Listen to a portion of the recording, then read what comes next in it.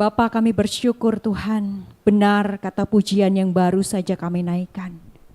Bahwa karena salib-Mu, pengorbanan-Mu, anugerah-Mu, kami ada sebagaimana kami ada hari ini Tuhan. Dan pada pagi hari ini kami menghadap Engkau dengan hati yang terbuka untuk lebih lagi ditransformasi Tuhan oleh firman Tuhan. Sehingga kami menjadi pribadi-pribadi yang lebih lagi memahami firman-Mu dan terlebih lagi kami melakukan dan mengaplikasikan firman Tuhan dalam kehidupan kami sehari-hari. Terima kasih Tuhan, kami siapkan hati kami dan kami serahkan waktu ini biarlah Roh Kudus yang bekerja di antara kami. Di dalam nama Tuhan Yesus Kristus kami berdoa. Amin. Shalom. Wah, ganti mimbar dulu ya.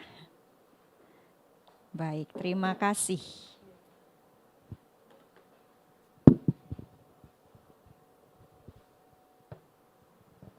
Ya, teman-teman shalom. Kalau nggak keberatan, kasih tos lagi dong ke kiri kanan atau hand fist ya. Katakan Tuhan mengasihimu.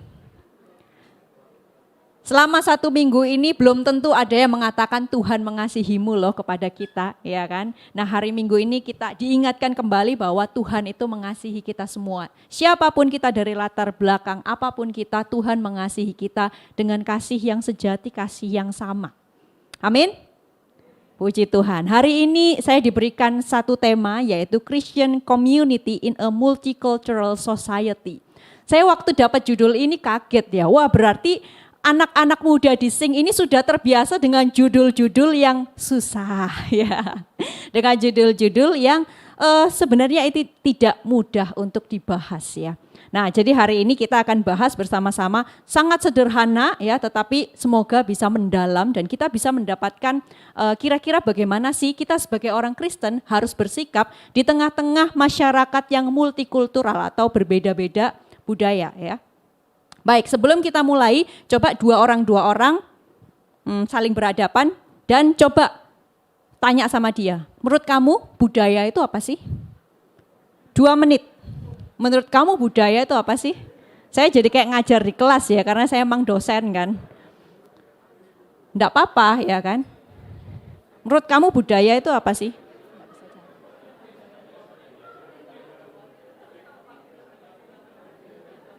Oh udah. Kemana? Sini. Wah ini tolong dimatikan, ini sudah ada definisinya ini ya. Nah oke. Wah sudah ada yang mencontek tadi ya. Baik, nah sudah bisa ya, baik terima kasih Pak. Nah jadi selama 2 menit tadi ya teman-teman dua orang mendiskusikan ya kira-kira apa sih itu budaya gitu ya. Nah sekarang coba dites ya apakah definisi yang sudah diberikan itu benar atau enggak ya. Nah di sini kita akan melihat pertama-tama dari Kamus Besar Bahasa Indonesia dulu deh ya. Nah apa sih budaya itu? Di sini dikatakan kebudayaan berarti hasil kegiatan dan penciptaan batin atau akal budi manusia seperti kepercayaan, kesenian, dan adat istiadat. Nah di sini ada yang saya tebalkan ya, berarti itu kayak penting ya. Ada yang kegiatan, ada penciptaan akal budi, dan ada manusia.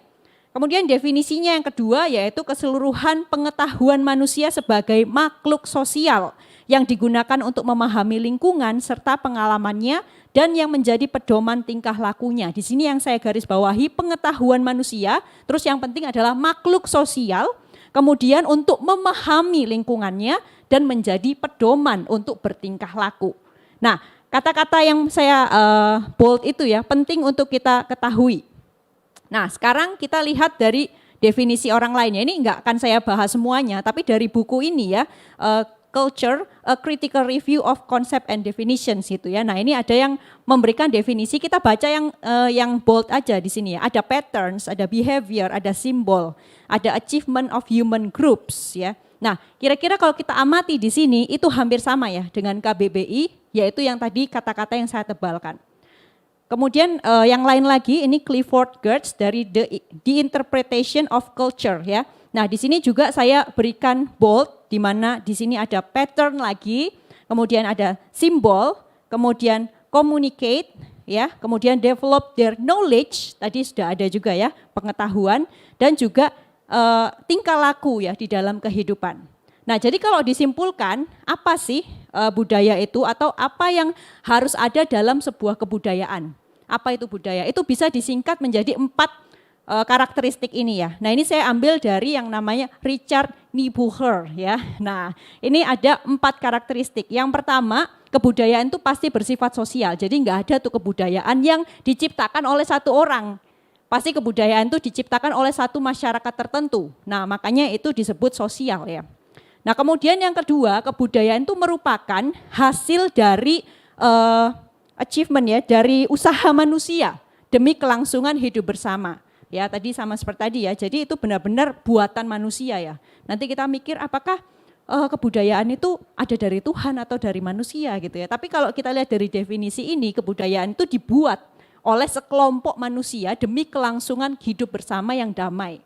Gitu ya. Nah, kemudian yang ketiga, world of value, artinya kebudayaan yang diciptakan oleh manusia-manusia sebagai makhluk sosial itu memiliki value, nah khususnya yaitu moral value atau nilai moral. Ya, jadi kalau setiap kita amati sebuah kebudayaan, sebenarnya itu berisi nilai moral. Tidak ada kebudayaan yang dibuat hanya untuk senang-senang atau hanya untuk gaya-gayaan, enggak ada.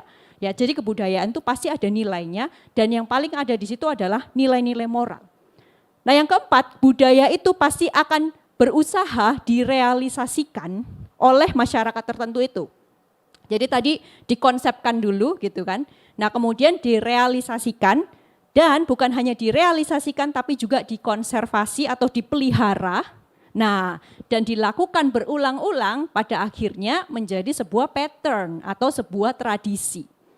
Ya, nah makanya kalau kita sudah bilang budaya, itu berarti sesuatu yang dilakukan berulang-ulang dan menjadi sebuah pattern dan itu dipelihara oleh masyarakat tertentu sehingga ketika kita misalkan mengkritik atau kita mengolok-olok budaya tertentu itu pasti akan menyakiti hati orang-orang yang mengkonservasi atau memelihara budaya tersebut.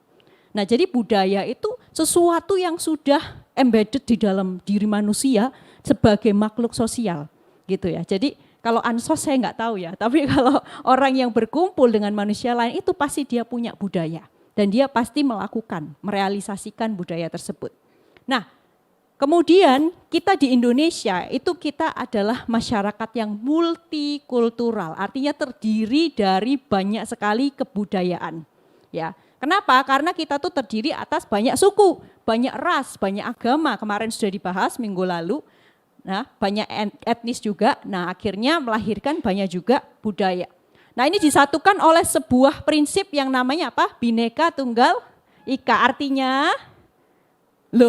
artinya berbeda-beda tetapi tetap satu juga gitu ya. Nah, dengan adanya demokrasi ya, dulu di mana negara kita tuh dimulai dengan demokrasi itu dan penguatan terhadap nasionalisme, maka ini semakin digalangkan sekarang ini ya. Oleh sebab itu mungkin generasi milenial, Gen Z gitu ya, itu lebih peka dengan yang namanya multikulturalisme. Begitu. Nah, kemudian apa sih yang harus ditunjukkan? Sikap apa di dalam masyarakat yang multikultural itu? Sikapnya hanya satu, yaitu toleransi. Ya, di sini saya kutip dari 2 jurnal sama, ini menurut Asmuri sama Selamat sama Asmuri itu sama ya. Dia mengatakan bahwa dalam interaksi sosial dituntut untuk bersikap toleran dan Selamat mengatakan bahwa untuk membangun harmoni sosial itu perlu adanya toleransi dan menghapuskan sikap primordial. Nah, sikap primordial ini saya juga kurang jelas ya, tapi yang kita soroti di sini adalah toleransi. Ya, jadi di dalam masyarakat yang multikultural kita perlu adanya toleransi. Nah, pertanyaannya gini ya, di dalam hidup orang Kristen, kadang-kadang kita menemukan ada kebudayaan-kebudayaan yang kita nilai itu tidak sesuai dengan kepercayaan kita atau iman kita sebagai orang Kristen. Nah, di situ muncul sebuah dilema. Ya, dilemanya itu kalau dilema selalu ada 2 gitu ya, antara ini atau ini gitu. Dan kalau yang namanya dilema, pilih ini enggak sepenuhnya benar, pilih ini juga enggak sepenuhnya benar gitu ya. Nah, dilemanya apa? Nah, di sini yang pertama, kalau misalkan kita ketemu kebudayaan yang kira-kira tidak sejalan gitu ya dengan kepercayaan kita, kemudian kita menolak dan kita menyatakan kebenaran, wah berarti kamu kurang toleran, kamu masyarakat Indonesia bukan sih? Jangan-jangan kamu radikalis ya, kok kamu tidak mau toleransi gitu ya. Nah, tapi kalau kita menerima aja kebudayaan yang kita anggap kurang sesuai dengan iman Kristen, kita dianggap, kamu nggak sungguh-sungguh ikut Tuhan, kamu tidak menyatakan kebenaran, kamu tidak menyatakan firman Allah, kamu kompromi, bukan hanya toleransi, kamu itu kompromistis ya. Nah jadi ada dilema yang ada dalam kehidupan orang Kristen saat berhadapan dengan budaya-budaya yang dinilai kurang atau tidak sesuai dengan iman Kristen, seperti itu ya. Nah ini ada beberapa pertanyaan yang sering saya temukan ya. Contoh, ini hanya contoh, boleh dibaca sendiri, bolehkah kita melawat kuburan orang mati atau cengbeng gitu ya. Boleh enggak memperingati nenek moyang dalam persembahan atau dupa. Boleh enggak mengucap assalamualaikum ya kan. Terus ada juga yang kayak selebgram itu ya, ikut puasa pada saat Ramadan dan ikut sahur ya. Nah kemudian ada juga yang ikut taraweh gitu kan, itu boleh apa enggak? Terus boleh enggak sih mengikuti ritual di sebuah tempat wisata, misalkan kalau mau masuk sini mesti pakai ini, mesti berdoa dikit gitu, boleh atau enggak? Nah jadi pertanyaan-pertanyaan ini tampaknya sederhana ya, tetapi itu didasari oleh yang sebelumnya, dilema yang sebelumnya. Nah sekarang kita lihat, hari ini kita akan bahas 3 pertanyaan besar mengenai hal ini. Yang pertama, bagaimana sih seorang Kristen itu harus hidup di tengah masyarakat multikultural. Jadi ini tuh sikap umum itu ya. Gimana sih kita bersikap secara umum aja di tengah-tengah masyarakat multikultural. Kemudian yang kedua, bagaimana kalau kita sebagai orang Kristen menghadapi kebudayaan-kebudayaan yang bertentangan tadi ya dengan iman Kristen. Dan yang ketiga, gimana kalau kondisinya kita diperhadapkan dengan keputusan untuk mengikuti ritual kebudayaan yang dianggap tidak sesuai iman Kristen. Jadi ini sudah langsung masuk ke situasi real, nyata gitu ya. Nah kita akan bahas satu persatu teman-teman. Cepat aja karena waktunya 30 menit ya. Nah yang pertama, bagaimana orang Kristen harus hidup di tengah masyarakat multikultural. Kalau saya boleh dibilang ya, mencari buku-buku tentang kekristenan dan budaya, itu buku yang paling terkenal yang sering kali dipakai gitu ya, itu adalah bukunya Richard Niebuhr ini, yaitu Christ and Culture. Nah teman-teman enggak usah baca ya, bukunya kan sulit ya, saya akan rangkumkan buat teman-teman di sini ya. Jadi kalau ditanya udah pernah baca belum? Oh saya sudah dirangkumkan sama Ibu Jessica gitu ya. Nah jadi apa sih rangkuman dari buku Christ and Culture ini? Jadi Niebuhr itu mempertanyakan sebenarnya gimana sih sikap orang Kristen terhadap budaya gitu ya. Nah di sini ada 5 pandangan ya. Yang pertama ada Christ against culture. Jadi dia menganggap bahwa Kristus datang itu untuk melawan semua kebudayaan. Jadi kita tuh harus benci lah, harus ngelawan semua kebudayaan. Oh udah ada yang geleng-geleng ya. Ya tapi ini salah satu pandangan. Ada enggak orang Kristen yang begini? Ada gitu ya. Tapi enggak di sini ya. Terus kita lihat yang kedua. Christ of culture itu adalah dia berpandangan bahwa nilai yang Kristus ajarkan ketika dia datang ke dunia itu sebenarnya sejajar dengan kebudayaan-kebudayaan yang ada gitu. Jadi istilahnya sama-sama baik gitu ya, sama-sama sejalan. Jadi ngapain diperdebatkan begitu. Jadi semua kebudayaan terima-terima aja. Kemudian yang ketiga, Christ above culture itu adalah berarti kan Kristus di atas ya kebudayaan. Jadi dia berpandangan bahwa kita sebagai orang Kristen itu harus mengintegrasikan dan menyatakan keunggulan Kristus atas budaya-budaya yang ada. Jadi ya kita tetap mengapresiasi kebudayaan itu, tapi kita menunjukkan bahwa Kristus itu ada di atas kebudayaan itu. Ya. Nah kemudian yang keempat, Christ and culture in paradox. Nah di sini dia meyakini bahwa bukan dunia itu udah jatuh dalam dosa, termasuk kebudayaan kan. Ya udah berarti kebudayaan jalan sendiri, Kristus jalan sendiri. Kita nggak bisa tuh digabungin. Jadi yang namanya orang percaya nggak usahlah gabung-gabung pada kebudayaan. Nah jadi ini sikapnya mirip dengan against tapi lebih lunak dikit gitu ya. Nah kemudian yang kelima, Christ the transformer of the culture. Yaitu dia mengakui memang ciptaan dan kebudayaan sudah jatuh dalam dosa, tapi Kristus datang ke dunia untuk mentransformasi kebudayaan. Sampai kapan? Sampai ia datang kembali yang kedua untuk menyempurnakan ciptaan. Nah kira-kira nih ya, kalau dihadapkan pada 5 sikap ini, kira-kira gereja GKY atau SING itu memilih sikap yang mana tuh? Mikir dulu bentar gitu ya. Apakah Christ against culture? Kayaknya enggak deh gitu ya. Nah, sudah mikir? Sudah ya, saya next. Nah, Di sini ya, biasanya yang menjadi posisi gereja reform ya, dan GKY mungkin di sini ya, itu antara dua ini gitu. Jadi kalau kita lihat yang dua ini, yang against dan end culture itu dia kayak menganggap kebudayaan itu sejalan, memberikan sikap yang antipati ya terhadap kebudayaan. Nah yang ini tengah, kemudian yang dua yang di sini itu lebih kayak ya oke-oke aja lah, terima-terima aja. Tapi kalau posisi reform itu di tengah ini ya, antara transformer of culture, di sini John Calvin di sini, dan above culture Abraham Kuyper di sini ya. Nah jadi kita melihat bahwa sebenarnya posisi gereja ini adalah, atau gereja reform, itu adalah dia menerima kebudayaan, tetapi dia tahu bahwa kebudayaan itu sudah jatuh dalam dosa. Ya kan? Nah tugas kita apa sebagai orang Kristen? Sebagai orang Kristen adalah kita mentransformasi kebudayaan tersebut. Ya.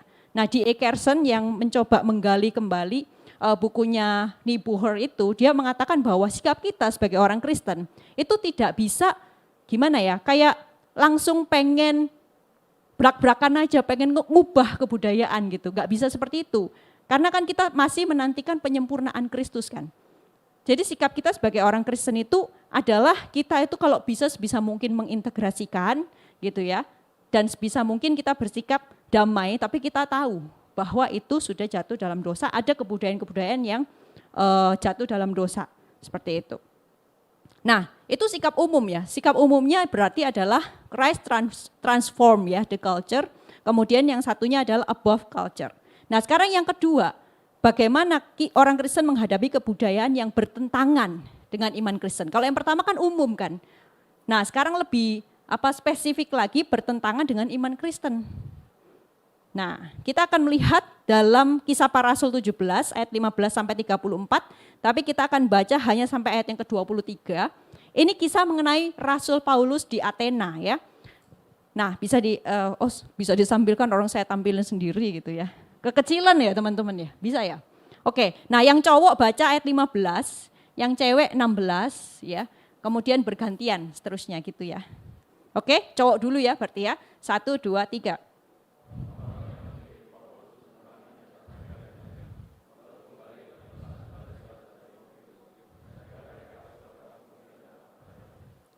Sementara Paulus menantikan mereka di Athena, sangat sedih hatinya karena ia melihat bahwa kota itu penuh dengan patung-patung berhala.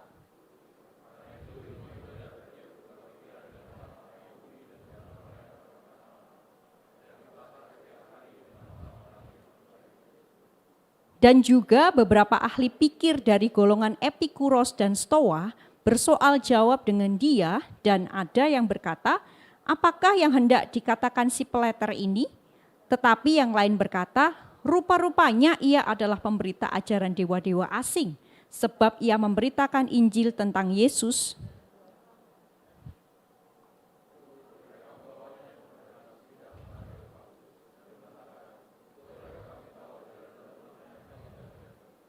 Sebab engkau memperdengarkan kepada kami perkara-perkara yang aneh.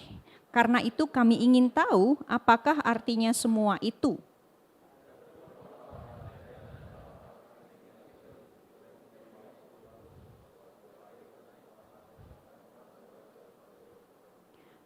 Paulus pergi berdiri di atas Areopagus dan berkata, hai orang-orang Athena, aku lihat bahwa dalam segala hal kamu sangat beribadah kepada dewa-dewa.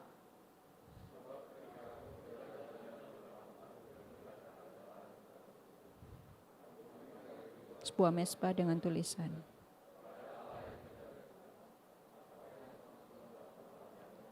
Itulah yang kuberitakan kepada kamu. Nah, sekarang kita melihat konteks dari yang baru kita baca ini ya. Nah, konteksnya adalah ini Paulus dari Berea kemudian menuju ke Athena di sini ya. Kalau kita dengar kata Athena, Athena itu memang dari dulu adalah sebuah kota yang sangat terkenal khususnya dengan filsafatnya. Selain terkenal dengan filsafatnya berarti penuh orang-orang pintar ya. Di sini juga banyak sekali hasil-hasil seni patung-patung dewa-dewi yang ada di sini. Ya, nah jadi Athena itu yang pertama adalah tempat orang-orang pintar, yang kedua dia sembah-sembah dewa-dewa berhala dalam bentuk patung gitu ya. Kemudian yang kedua adalah pasar. Tadi dikatakan bahwa Paulus itu bertukar pikiran dengan mereka di pasar ya. Nah itu sebenarnya aslinya adalah agora. Agora itu adalah sebuah tempat di mana orang-orang pintar zaman dulu itu berkumpul untuk berdiskusi gitu ya. Jadi itu kalau sekarang di mana ya? Mungkin kalau misalkan selesai ibadah tengah-tengah sini orang-orang pintar berdiskusi gitu ya. Tiba-tiba Paulus datang untuk bertukar pikiran. Nah kira-kira seperti itu. Jadi Paulus mendatangi tempat mereka sedang berdiskursus gitu ya. Nah kemudian yang ketiga, filsafat yang terkenal pada saat itu ada dua, yaitu Epikuros ya dan Stoa. Nah nggak perlu terlalu dalam, tapi kalau nanti pengen tahu lebih dalam boleh nanya ke saya. Jadi kalau Epikuros itu mengajarkan ataraksia, yaitu kedamaian hati yang diperoleh melalui meninggalkan segala sesuatu yang menyakitkan dan mendekati segala sesuatu yang tidak membuat sakit. Jadi pain and pleasure itu mirip dengan hedonism, nanti akan melahirkan hedonism pada akhirnya. Tapi pada pertamanya itu hanya untuk mencapai kedamaian atau ataraksia, kita tuh harus jauhin hal-hal yang membuat kita pusing gitu ya. Dan mendekati hal-hal yang membuat kita senang atau pleasure. Nah sedangkan kalau Stoa, itu dia mengajarkan mengenai apatheia, yaitu dia mengajarkan sebenarnya segala sesuatu itu sudah ada yang menentukan atau takdir ya. Takdir terhadap dewa-dewa ya. Terhadap kehidupan kita sendiri begitu. Jadi sikap kita adalah harusnya kita menerima aja takdir yang sudah ada. Makanya kalau sekarang itu kalau kamu nonton YouTube, filsafat yang lagi terkenal kan stoikisme kan. Itu kan ngomongnya jangan marah berlebihan lah, hidup mah biasa-biasa aja. Sederhana aja, nggak usah terlalu bete lah gini-gini ya. Nah sebenarnya dasar dari pemikirannya adalah karena segala sesuatu tuh udah ditentuin. Makanya kita mesti hidup selaras dengan apa yang sudah ditentuin. Jangan melampaui apa yang sudah ditentukan. Gitu ya. Nah jadi kalau mendengar filsafat stoikisme kira-kira itu landasan pikirannya. Ya. Nah itulah yang dihadapi oleh Paulus dan dua-duanya ini sama-sama punya konsep Tuhan yang salah. Kalau Epikuros itu konsep Tuhannya habis ciptain pergi. Kalau Stoa itu segala sesuatu bisa dianggap Tuhan. Nah ntar kalau mau nanya aja ya. Karena kita cepat gak usah terlalu ini. Nah kemudian yang keempat, akhirnya kan Paulus itu setelah diundang ya, setelah berdebat dengan mereka di Agora, diundang ke sidang Areopagus. Nah Areopagus itu bisa dua arti, yang pertama dia diundang ke sebuah bukit tempat musyawarah. Istilahnya kayak saya nih diundang ke sing gitu ya, suruh berdiri di sini, terus orang-orang Athena pada ngedengerin Paulus di situ. Nah tetapi ada juga tafsiran kedua, yaitu Dewan Areopagus merujuk pada orang yang paling pinter di Athena, itu jadi kayak duduk di depan sini, terus saya ngumumin atau saya memberikan presentasi saya, terus kayak sidang tesis gitu ya, atau sidang skripsi, salah gitu kan, aduh hatinya sakit. Nah kayak begitu ya kira-kira, jadi Paulus di depan Dewan Areopagus, kira-kira dua tafsiran itu antara yang mana yang benar, tapi banyak yang percaya seperti sidang skripsi, jadi Paulus dipanggil di sidang begitu ya. Nah kemudian kita melihat di sini bagaimana ya, sikap Paulus menghadapi di sini bisa dikatakan budaya yang berbeda dan bertentangan dengan iman Kristen. Yang pertama, sikap Paulus adalah sedih ya. Pertama ketika dia lihat masuk ke Athena, dia melihat patung-patung itu, yang pertama kali dia rasain itu sedih ya. Ternyata dia menunjukkan rasa apa? Belas kasihan, kok orang-orang ini pinter-pinter tapi tidak mengenal Tuhannya. Ya kan? Nah, sikap sedih Paulus ini kita bisa samakan dengan perasaan belas kasihan, sama seperti Yesus melihat orang-orang yang berdosa. Ya, nah jadi di sini sikapnya bukan indifferent, bukan jijik ya, nyembah berhala nggak mau deket-deket gitu kan, enggak. Dan bukan juga benci, dasar penyembah berhala, neraka tempatmu, tidak ya. Tetapi dia tuh menghadapi itu dengan apa ya, belas kasihan Tuhan, compassion kepada orang-orang yang belum mengenal Tuhan ini. Nah kemudian yang kedua, sikap yang ditunjukkan oleh Paulus adalah dia bertukar pikiran. Dia bukannya menarik diri dari kebudayaan yang berbeda itu, dia malah datang ke Agora untuk bertukar pikiran. Bukannya sotoy ya. Kalau bertukar pikiran itu berarti apa? Sikapnya dialogis. Dialogis itu artinya dari dua sisi. Pandanganmu apa, pandanganku apa? Kita berdiskursus di situ. Ya kan? Kemudian sikap Paulus juga bukan menggurui, saya yang paling benar, kalian penyembah berhala, bodoh. Enggak ya. Nah, Paulus itu benar-benar datang dengan hati dan pikiran yang terbuka untuk bertukar pikiran. Nah dalam kata bertukar pikiran juga ada kesediaan untuk mendengar pandangan yang walaupun ya di hati itu ngerti gak sih kalau misalkan kita ketemu pandangan yang benar-benar bertentangan sama iman kita tuh kayak ser gitu ya. Kayak pengen apologetik gitu kan. Tapi kayak apa ya, Paulus tuh menahan, dia tuh mau mendengar walaupun pandangannya itu sangat bertentangan dengan apa yang dia yakini. Nah kemudian yang ketiga, sikap Paulus adalah setelah dia berdiskursus di Agora, orang-orang itu ternyata tertarik loh sama Paulus. Ajarannya itu dinilai sangat unik. Akhirnya dia diundang menghadap sidang Areopagus. Nah di sini Paulus di ayat 22 dikatakan dia berdiri di atas Areopagus. Di sini Paulus menunjukkan sikap berani menyatakan kebenaran saat apa? Diberikan kesempatan yang tepat. Nah jadi di sini kita belajar bahwa apa ya? Kalau misalkan kita bertemu dengan kebudayaan yang tidak sesuai dengan iman kita nggak usah serobot-serobot dulu gitu ya. Kita datang dengan sikap yang toleran sesuai dengan masyarakat Indonesia. Kita juga mau diajak tukar pikiran juga nggak masalah. Tapi ketika ada kesempatan, beritakan kebenaran seperti Paulus. Dan Paulus tidak potong-potong kebenaran ya. Kalau kita lihat ayat selanjutnya, kebenaran dia sampaikan dengan sangat gamblang walaupun nantinya ada yang membenci dia. Tapi juga ada yang percaya. Nah di sini aplikasinya buat kita, kalau kita ketemu sama kebudayaan bertentangan dengan iman Kristen, kita menerapkan sikap toleransi. Tapi kalau diberi kesempatan untuk berbicara, bicaralah, ungkapkan kebenaran. Berarti itu kesempatan dari Roh Kudus untuk kita mengungkapkan kebenaran. Kalau memang nggak ada kesempatan ya udah, diem dulu ya. Kita minta hikmat Tuhan. Jangan serobot gitu kan. Kadang orang Kristen itu begitu. Padahal kalau kita lihat definisi kebudayaan itu dibentuk dari zaman dulu oleh masyarakat, oleh kaum mereka gitu ya, oleh kelompok sosial mereka. Kalau kita langsung serobot-serobot, salah kamu masuk neraka. Bayangkan perasaannya kayak gimana gitu ya. Ini dari nenek moyang saya loh. Kamu belum lahir masih orok bahkan masih dibayang-bayang ayah ibumu gitu ya. Itu sudah ada kebudayaan itu. Jadi kalau misalkan belum ada kesempatan kita berdoa supaya Tuhan suatu kali buka kesempatan dan ketika kesempatan itu tiba kita nyatakan kebenaran, jangan lupa minta hikmat Tuhan.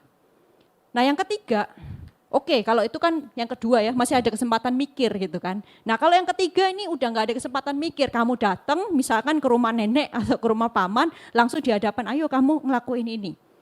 Bagaimana jika kita diperhadapkan pada keputusan untuk mengikuti ritual kebudayaan yang tidak sesuai dengan iman Kristen.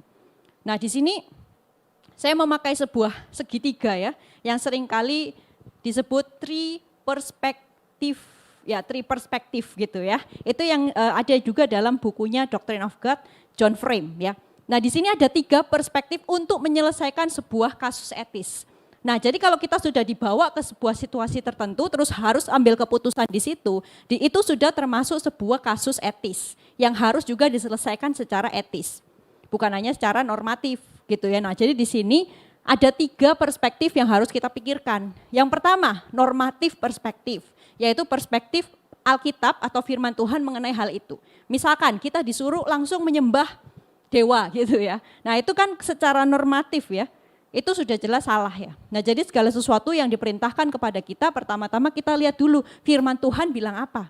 Itu baru namanya normatif perspektif. Oh berarti tidak boleh ya gitu kan. Nah kemudian kita masuk yang kedua yaitu situational perspektif. Yaitu dalam situasi apa kita ditempatkan. Ya jadi kadang situasi itu beda-beda ya. Kita nggak bisa langsung bilang, oh saya harus nolak. Saya bilang, nolak saya tidak mau pokoknya ya penggal saya gitu. Daripada saya harus tidak. Nggak kayak gitu. Jadi ada situasi-situasi yang unik di mana kita masing-masing punya situasi yang berbeda. Nah jadi situational perspektif itu berbicara mengenai where has God placed us gitu. Jadi kita harus tahu ya di mana Tuhan tempatkan kita. Contohnya ada seorang yang baru bertobat dari agama yang lain gitu ya. Tetapi orang tuanya belum tahu. Karena apa? Dia tahu kalau misalkan orang tuanya tahu, wah bisa geger gitu kan. Kemudian dia tanya ke pendetanya, bagaimana ya bolehkah saya mengaku bahwa saya sudah pindah ke Kristen? Pendetanya jawab, lihat dulu situasinya. Kalau kamu ngaku apa yang terjadi? Wah saya bisa-bisa dikejar-kejar. Keluarga besar bisa kacau. Mama papa bisa cerai. Oke, tahan dulu gitu ya. Nah tapi situasi ini tidak bisa kita terapkan ke situasi orang lain yang mungkin orang tuanya baik-baik aja gitu. Kalaupun dia ngaku ya, oh santuy mau jadi Kristen, oke, bye gitu kan. Nah jadi masing-masing manusia itu punya situasi yang berbeda. Nah yang ketiga adalah existential perspective ya, yaitu what has God called us. Jadi masing-masing kita tuh dipanggil sebagai pribadi-pribadi yang unik ya, yang berbeda. Yang A beda sama B, sama C, sama D. Masing-masing punya karakter, punya temperamen, dan panggilan yang berbeda. Jadi dalam sebuah kasus yang sama, kadang-kadang orang A dengan orang B keputusannya bisa beda. Ya, walaupun secara normatif itu sama, situasi mungkin juga sama, tapi secara person atau eksistensial itu kita bisa beda. Nah, oleh sebab itu kita mohon Tuhan juga untuk membimbing kita, ya selain dari normatif kita ngerti firman Tuhan, tapi membimbing kita untuk menghadapi situasi-situasi yang berbeda dalam kehidupan kita masing-masing dan menjadikan kita pribadi yang tunduk kepada kehendak Tuhan. Nah, jadi di atas semuanya ini itu yang paling penting adalah hikmat. Hikmat dari Tuhan saja gitu. Ya. Nah, jadi ketika kita diperhadapkan langsung dalam kasus-kasus seperti itu, maka kita memerlukan hikmat Tuhan. Nah, teman-teman kita langsung masuk kesimpulan. Sudah setengah jam ya? Belum ya? Pokoknya kita cepat aja. Kesimpulan ya. Yang pertama sebagai bangsa Indonesia kita wajib bertoleransi atas segala perbedaan budaya yang ada di negara ini. Tidak ada yang kita dengar anak sing nanti tiba-tiba menolak budaya dan sambil tidak sopan gitu ya, menginjak-injak apa gitu. Tidak seperti itu ya. Kita sebagai orang masyarakat multikultural yang pertama-tama kita bertoleransi. Itu sikap umum ya. Yang kedua,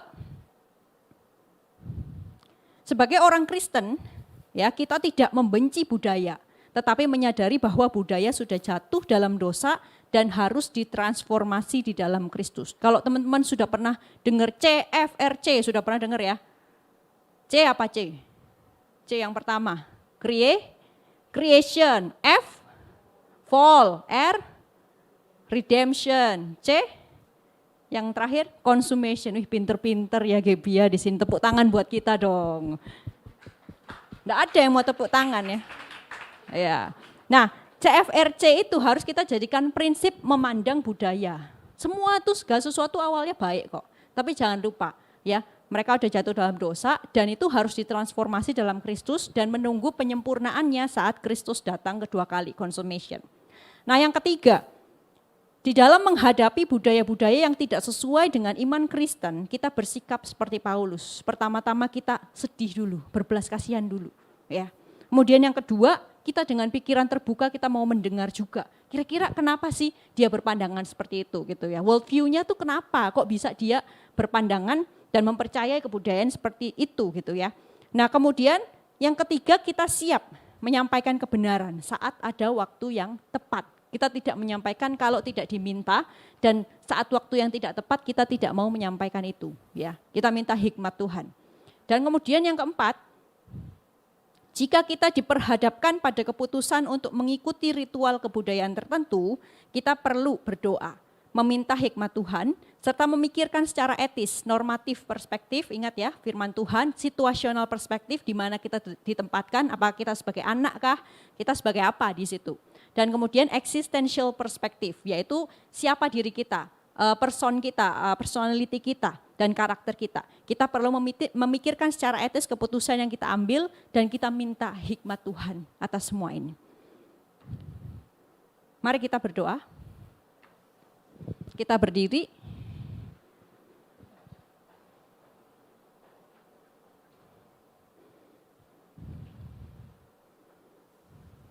Mari kita naikkan sebuah pujian yang tadi sebelum firman Tuhan. Saya undang juga mungkin WL bisa bantu untuk bernyanyi.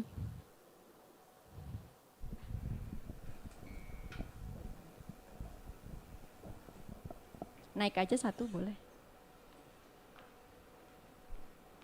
Kunci boleh diturunin enggak? Kunci boleh diturunin.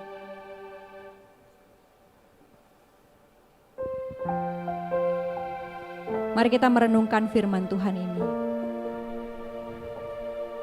Saya tidak tahu apa kondisi kita, apakah kita ada di dalam keluarga yang berbeda budaya atau ada dalam komunitas yang berbeda budaya.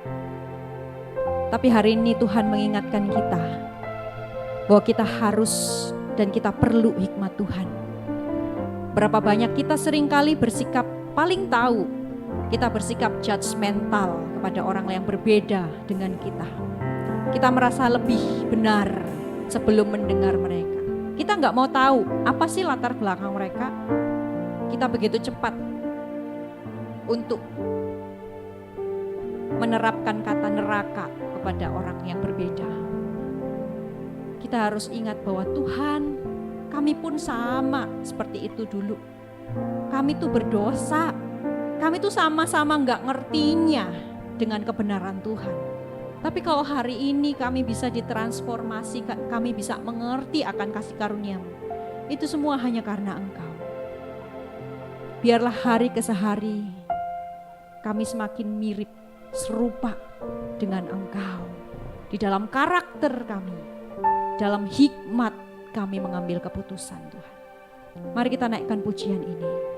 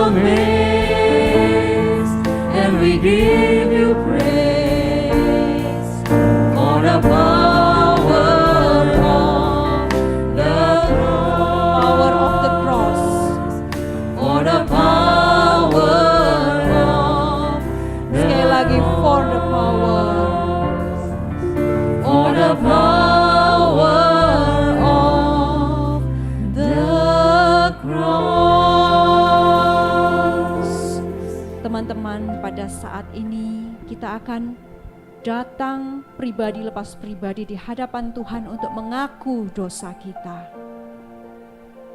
Saya undang teman-teman untuk kita kembali merenungkan apa yang telah kita lakukan sebelum hari ini, di mana kita seringkali bersikap sombong, bersikap culas, bersikap judgmental kepada orang yang berbeda dengan kita. Kapan terakhir kali kita melakukannya? Kita ingat kembali kejadian itu, tergambar jelas dalam pikiran kita. Kepada siapa kita melemparkan ungkapan-ungkapan yang judgmental? Di media sosial kah? Dalam kolom komentar? Menggunakan akun anonim? Atau kepada teman kita? Atau kepada orang yang tidak kita sukai? Atau kepada orang yang lebih tua kita anggap mereka sudah kuno? Kapan terakhir kali kita menjudge orang karena mereka berbeda?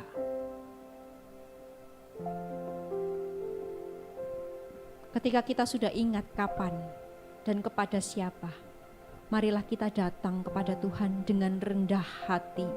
Mohon ampun pribadi lepas pribadi. Katakan, Tuhan, ampuni aku. Seringkali aku gak sadar aku tuh siapa. Aku itu sama seperti mereka. Aku tuh juga orang nyebelin. Aku orang yang toksik. Aku orang yang judgmental. Aku sombong. Aku gak mau dengar kebenaran. Pada hari ini Tuhan, kami datang merendahkan hati kami di hadapan-Mu. Engkau Allah yang kudus, Engkau Allah yang maha, Engkau Allah yang mengasihi kami, dan Engkau Allah yang mau kami berubah untuk jadi lebih baik Tuhan. Pada siang hari ini kami diingatkan kembali terhadap menghadapi orang-orang yang berbeda dengan kami, khususnya dalam hal budaya. Kiranya Tuhan berikan kami kerendahan hati, berikan kami hikmat, supaya kami Tuhan bisa menjadi berkat buat orang-orang ini. Bukan menjadi kutuk, bukan menjadi batu sandungan, melainkan kami menjadi orang-orang yang penuh compassion, menjadi orang-orang yang terbuka, open, mendengarkan keluh kesah mereka, menjawab pertanyaan dari mereka dengan begitu sabar. Seperti Engkau begitu sabar terhadap kami, terhadap dosa-dosa kami Tuhan. Kiranya di hari-hari mendatang Engkau jadikan kami orang-orang yang diperbaharui dalam kasih Kristus, semakin hari semakin serupa dengan Engkau, di dalam kasih, di dalam hikmat, di dalam karakter dan kerendahan hati kami. Terima kasih Tuhan, terima kasih. Kami percaya kami telah mendapatkan pengampunan dari Engkau pada saat kami datang. Karena Engkau berkata barang siapa yang datang kepada Tuhan mengaku dosa dan mohon ampun, Tuhan pasti akan mengampuninya. Terima kasih Tuhan, terima kasih atas pengampunan. Kami akhiri doa kami akhiri renungan firman Tuhan, tapi biarlah semua ini tetap terpatri dalam hati kami. Di dalam nama Tuhan Yesus Kristus kami berdoa. Amin.